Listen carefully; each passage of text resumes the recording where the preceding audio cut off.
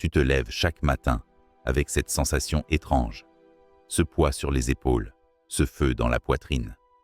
Comme si tu savais que tu es capable de plus. Comme si une voix à l'intérieur de toi te criait « Tu n'as pas encore montré de quoi tu es vraiment fait.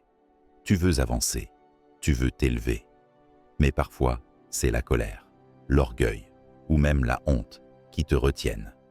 Et si je te disais qu'un guerrier de fiction, un prince de l'arrogance, a incarné malgré lui l'un des principes les plus puissants de toute la philosophie antique?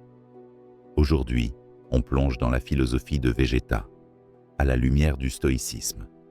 Parce que derrière les coups, les cris et l'ego, se cache un cheminement, une transformation, et peut-être un exemple à suivre. Végéta, au départ, n'a rien du stoïcien. Il est la caricature même de l'homme esclave de ses passions, colère, jalousie, ambition dévorante. Il est ce que Sénèque appellerait un homme possédé par son démon intérieur. Ce n'est pas la force du corps, mais la force de l'âme qui fait le vrai héros. Sénèque. Au début de Dragon Ball Z, Végéta n'est qu'un guerrier animé par l'orgueil de sa race, par la haine, par la soif de pouvoir. Il veut dominer, écraser, surpasser tous ceux qui pourraient lui faire de l'ombre. Il est ce que le stoïcisme appelle l'homme passionné, incapable de faire la distinction entre ce qui dépend de lui, ses actions, ses pensées, ses choix, et ce qui n'en dépend pas, la force des autres, les événements extérieurs, sa propre origine. C'est là le premier enseignement stoïcien que Végéta ignore. Il ne dépend pas de toi d'être le plus fort, il dépend de toi d'être ton meilleur toi-même. Quand il affronte Goku pour la première fois, quelque chose se brise. Il comprend que malgré sa puissance, malgré sa naissance royale, il n'est pas invincible. Et surtout, il n'est pas le plus fort. C'est une blessure d'ego, oui, mais c'est aussi une opportunité, un appel. Celui que Marc Aurèle décrit ainsi: « Le bonheur de ta vie dépend de la qualité de tes pensées. » Végéta commence, doucement, à se transformer. Mais pas encore en Super Saiyan. Non. Il commence à faire l'expérience de ce que les stoïciens appellent la dissonance, ce moment où tes croyances sur toi-même s'effondrent. Et à partir de là, deux choix s'offrent à lui: continuer à blâmer le monde ou se tourner vers l'intérieur. Soyons clairs, Végéta ne devient pas un sage stoïcien en un épisode. Il lutte, il souffre, il replonge sans cesse dans la colère. Mais il avance, parce que même si son feu le consume, il apprend à le canaliser. Ce n'est pas la colère qui est un mal, c'est ce que tu en fais. Épictète. Il utilise la rage, non plus uniquement pour détruire, mais pour grandir. Il pousse son corps à ses limites, il refuse de se laisser abattre, et même humilié, il continue de s'entraîner. C'est là qu'on commence à voir les premiers signes du stoïcien en lui. Pas dans la paix, mais dans la discipline. Chaque fois qu'on voit Végéta dans une salle d'entraînement, seul, face à lui-même, il incarne ce que les stoïciens appelaient l'ascésis, l'exercice de l'âme et du corps pour devenir meilleur. Ce n'est pas dans la victoire qu'on se forme, mais dans l'effort. Épictète. Il ne s'entraîne pas pour les autres, il s'entraîne pour se transcender, pour ne plus jamais être humilié, certes, mais surtout, pour ne plus dépendre de personne pour sa valeur. Et là, il commence à comprendre un principe clé. La seule chose que tu peux vraiment contrôler, c'est ton engagement. Puis vient Bulma, puis Trunks. Et là, tout change. Végéta découvre l'attachement, la tendresse, l'amour, mais aussi la peur de perdre.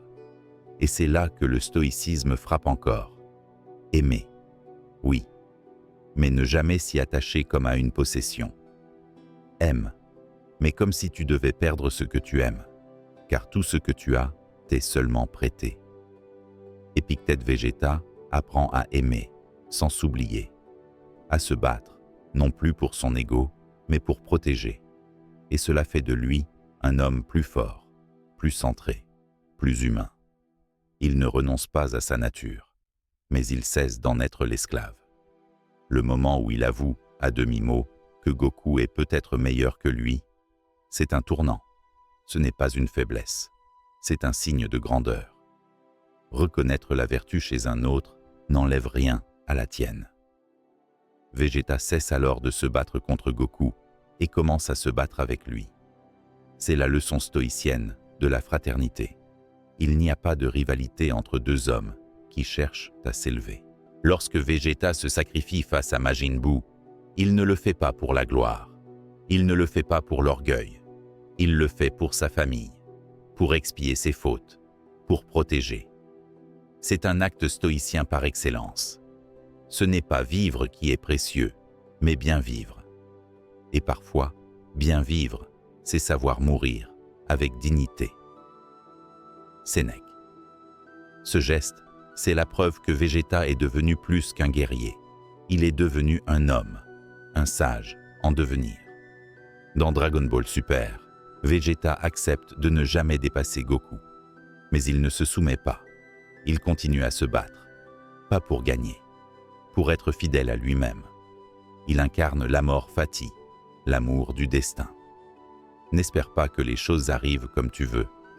Veux qu'elles arrivent comme elles arrivent, et tu seras heureux. Selon Épictète, Vegeta accepte, et dans cette acceptation, il devient libre. À mesure qu'il vieillit, Vegeta devient plus calme, plus posé. Il ne cherche plus l'approbation. Il agit selon ses valeurs. Il ne crie plus qu'en combat, mais son regard dit tout. Il est maître de lui-même. Le stoïcien, c'est celui qui demeure impassible dans le tumulte. Vegeta est toujours fougueux, mais il ne se laisse plus emporter. Il observe, il agit avec discernement. Et surtout, il assume qui il est. À la fin, Vegeta ne se bat plus pour être le meilleur. Il se bat pour un idéal, pour la paix, pour sa famille, pour l'honneur. Et là, il touche ce que Marc Aurèle appelait le logos, le sens supérieur de l'existence. L'homme noble se rend utile. Marc Aurèle. Et c'est peut-être là, finalement, la plus belle leçon de Vegeta. Vegeta n'est pas né stoïcien. Il s'est construit, à travers la douleur, les échecs, les remises en question. Comme toi, comme moi. Ce que le stoïcisme nous enseigne, c'est que ce chemin n'est pas réservé à une élite. Il commence là où tu te tiens, maintenant.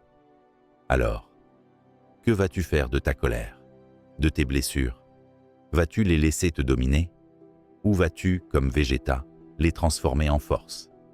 La vraie puissance, c'est celle de l'homme qui se connaît, qui se maîtrise, qui avance. Et ce chemin-là, il commence aujourd'hui.